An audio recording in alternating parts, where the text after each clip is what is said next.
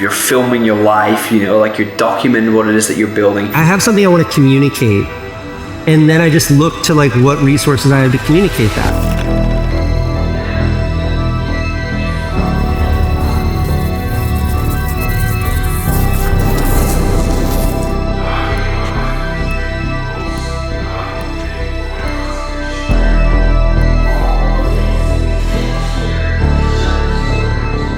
So you finished your video. This one is more polished and you spend a lot more time on it than all your other previous ones. But somehow it still feels like it's missing something. That's because all of it comes down to one thing.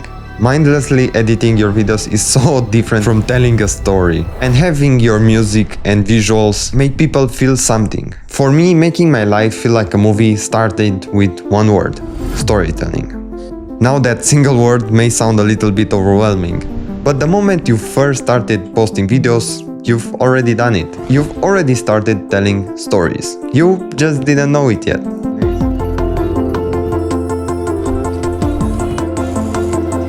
The problem with most videos is that they are just showcases for how cool something is filmed or a cool visual that you spend 3 hours creating.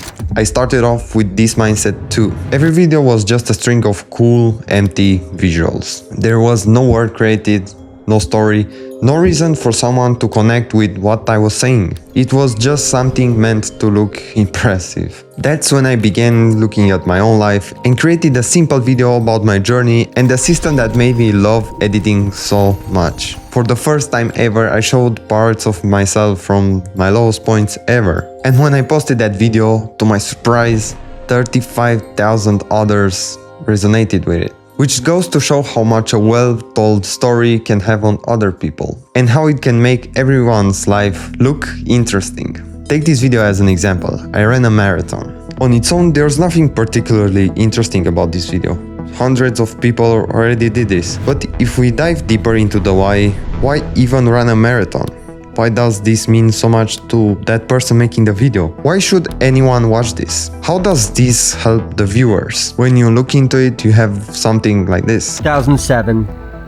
I was on a scooter. The other guy ran a red light. I'm a mess. A story about a guy wanting to run a marathon under 3 hours because he's been chasing that for 17 years. And he did it after he broke his leg in a motorbike accident, after failing 2,000 times. And it's not just about that marathon, but about motivating anyone to chase their own dream, even if nobody is forcing them to do it, even when life is hard, because it is possible. 4.5 million people didn't watch this because of what happened, but because it made them relate to him and they were inspired. The best stories don't focus on the plot, they focus on the characters. The plot is that one thing that gets people to click on your video. The story is that one thing that keeps them engaged and leaves them satisfied. So if you want to create a story out of your own life, you need to focus on these two things. 1. Having a goal, a purpose that you're chasing, and 2. Your backstory. Why are you doing this in the first place? Everything else, the sound effect, the visuals, the music, is used to make people follow along with your story,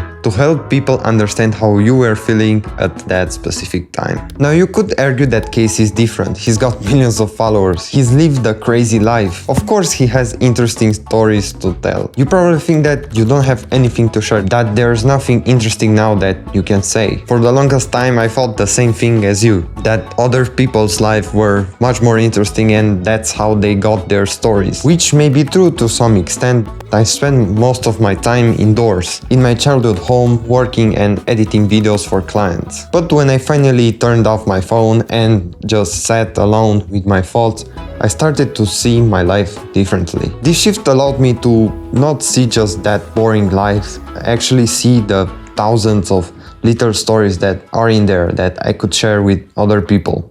How I quit my job, why I decided to post content, lessons I've learned after editing for years. Knowing what story to tell was only the half of it. You still have to make it look and feel enjoyable to watch. And actually, with the right workflow, you can turn boring footage just like this into this in literally seconds. And for that I use my own plugin for Premiere Pro, which allows me to scroll through and with a simple double click import from any of these animations, and they're all fully customizable. I also use this plugin to fully sound design my entire videos.